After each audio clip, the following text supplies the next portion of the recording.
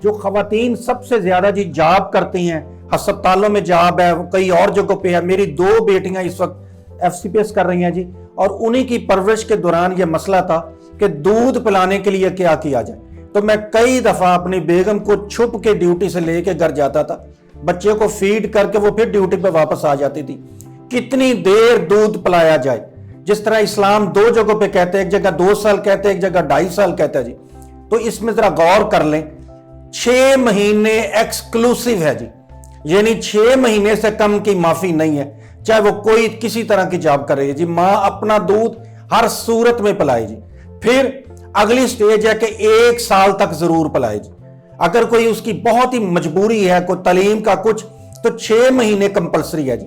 उसके बाद हम जो बाजार का दूध लगाते हैं वो कई तरह का है जी, सारे दूध अच्छे हैं, लेकिन एक बात ज़हन में रखें कि फिर आहिस्ता आहिस्ता उसका दूध छुड़ाना शुरू कर दे, जिसको हम वीनिंग बोलते हैं जी। और फिर उसको उस खुराक पे ले आए, कभी अंडे की जर्दी दे दी, कभी चावल दे दिए, कभी आलू जो पका हुआ वो दे दिया। हर वो चीज जो घर में मौजूद है वो थोड़ी सी उसको प्रेशर करके, हल्की करके, ज़ूद हज़म करके उसको दे सकते हैं जी।